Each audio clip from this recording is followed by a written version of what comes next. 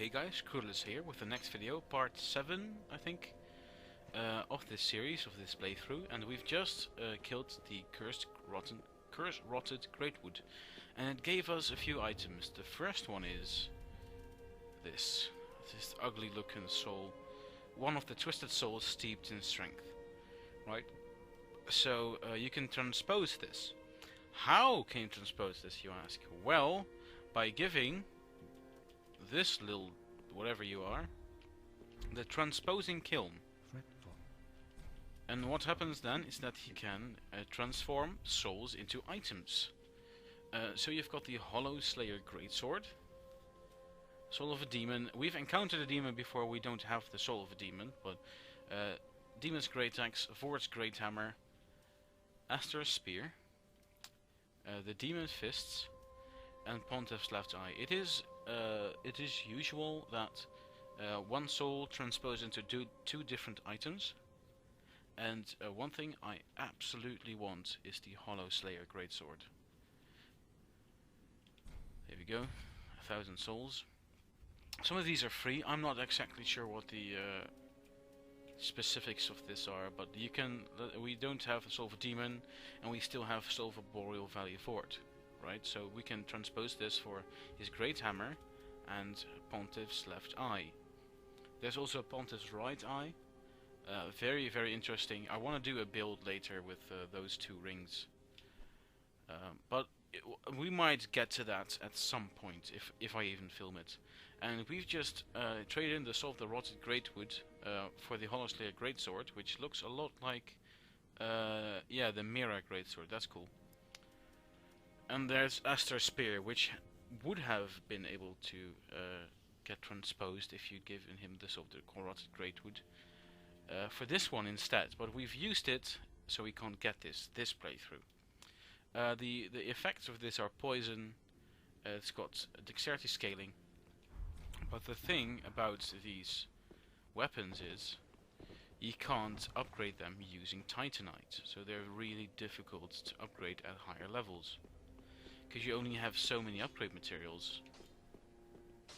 You can buy them very, very late game, but yeah, still. You can upgrade them with Titanite scale. We only have one. There stands quite a decent damage increase. I might actually switch a little bit towards these, because the Hollow Slayer Greatsword is actually extremely handy against some bosses. This doesn't even have that high scaling, so I might level strength up to 14, so we can actually use some really, really nice weapons. See Titanite scale, whereas this one uses Titanite shards, right guys? Pretty obvious. Even the Sorcerer's Staffs use Titanite shards. Shields use Titanite shards. We've already got the Fire Short Sword. So yeah, gonna level. Let's go back to the Firekeeper. Hi there. You see all these spots where people have died, and you might wonder, how do people manage to die here? Well, that happens because they want to get hollowing, and I am not doing that quest line. Am I? Okay, yeah, I am doing the quest line. Damn it, man! I don't want to look like beef jerky. Damn it! It's just 3 levels, man. 3 levels. So what happens here is that you need to level 5 times with this guy, and there's certain requirements that you need to meet. Okay, so we've got this. Gonna switch to the Hollow Slayer Greatsword. Quite a bit of attack. Right, so this is pretty nice, quick attacks. Strong attack. It's a stab, that's really good. And all the stab, really good. Really nice roll attacks as well. I think this is going to be my weapon of choice for a while, at least until the Cathedral of the Deep. Spoilers! Anyway, yeah, let's just upgrade it as well. Just more damage, why not? Why not, you know? There's an added bonus that Hollow Slayer Greatsword deals extra damage to hollows, which is why I'm going to use it against the boss of the Cathedral of the Deep. Okay, so let's see what's up next. Probably... Man, I don't know where to go. I don't know where to go, Yeah, probably cliff on their side. Because the next place to go, we could have actually skipped the Curse Rotted Greatwood. It's an optional boss, but you lose out on using the Transposing Kiln if you skip him. If you know the game and you know you're not going to use any transposed weapons, then you might as well skip until a later stage in the game where you basically 3-hit the guy because you would just instantly proc his soft spots. Really cool looking sword, am I right? It's just amazing. Okay. I mean, okay.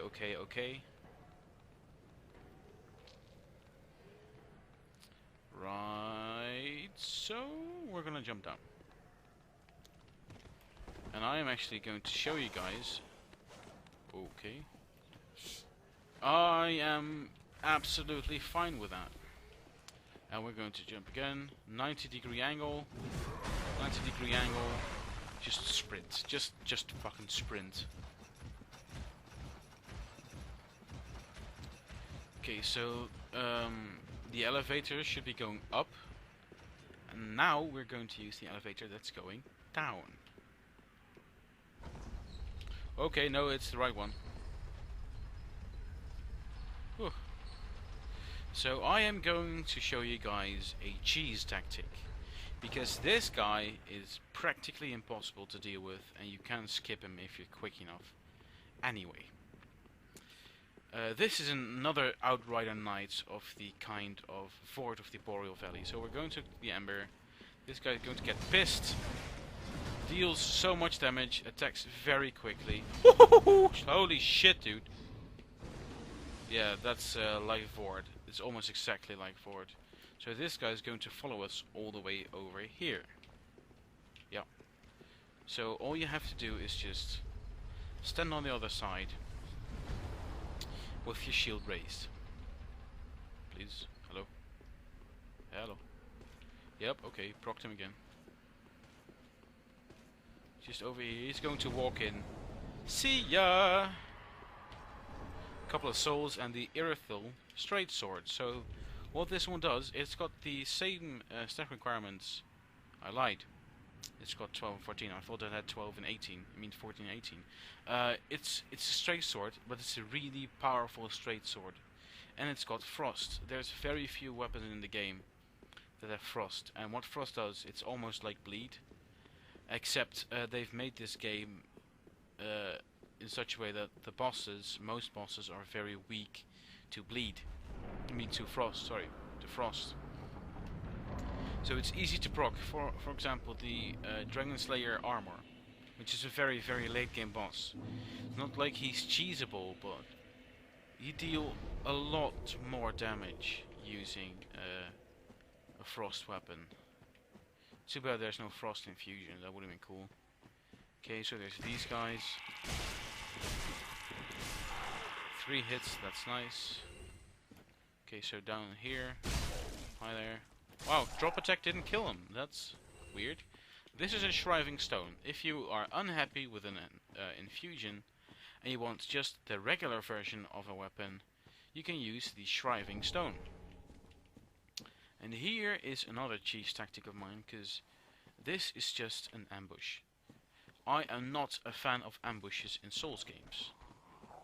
So I'm just going to run past them. In my defense, this is what I did with the entire Dark Souls 1 game once I got used to it. Because these guys go mental once you're close. They start spawning winds, start screaming. And I am very likely to die here, which is fine, because before that I am going to try to light the bonfire. Success.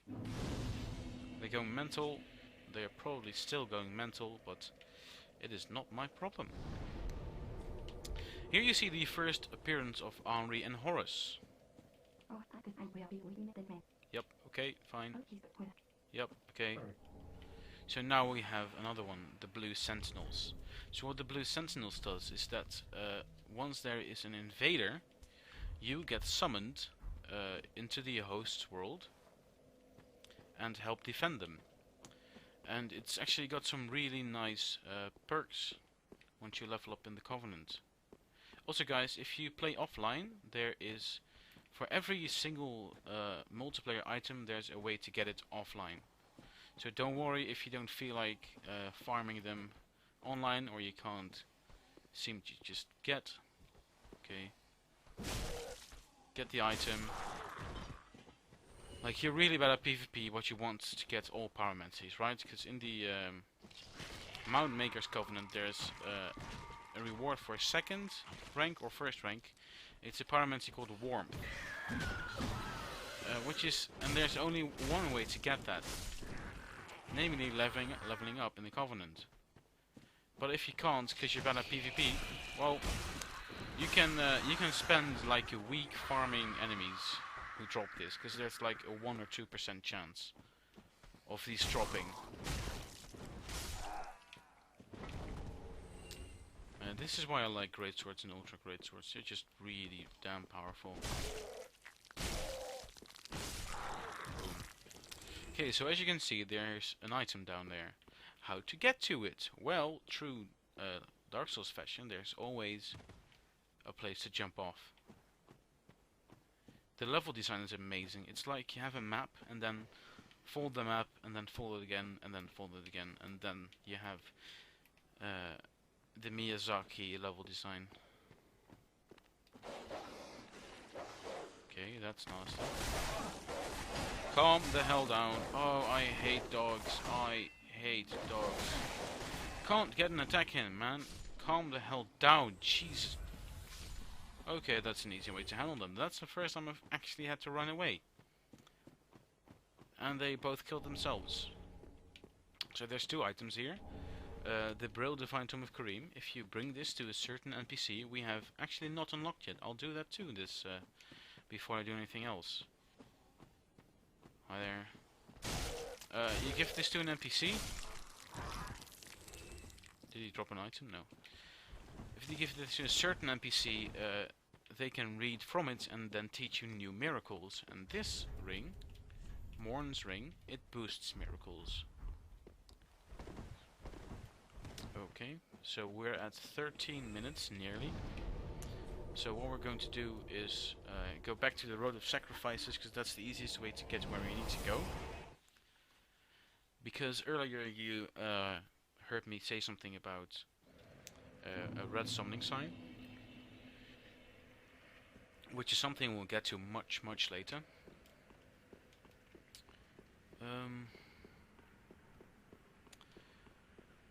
Let's see, but right there was an NPC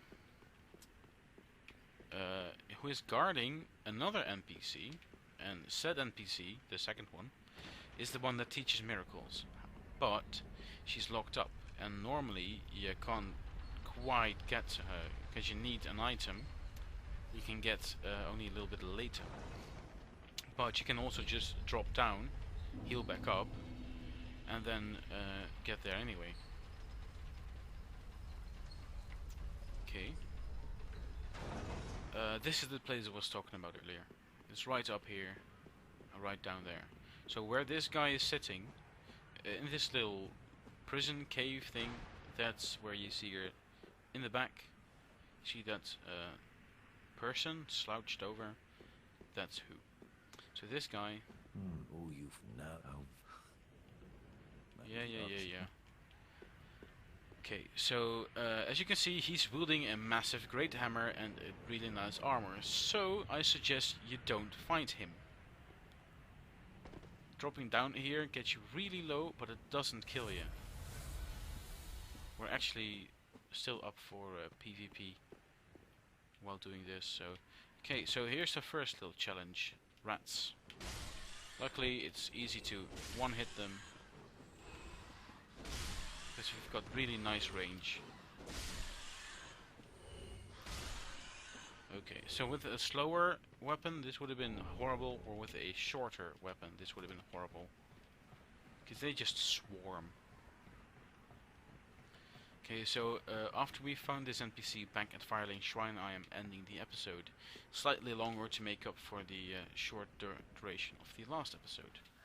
Who is someone Yes, else? yes, yes, God, I'm here. creatures, Okay, please. creatures nibbling. You touch her.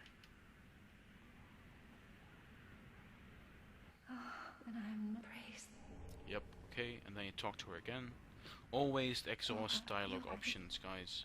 There we go. She teleports back. You can open this from this side. It's locked from the other side.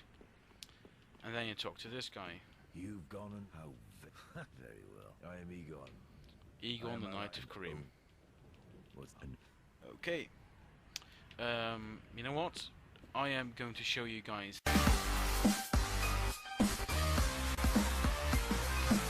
in the next one.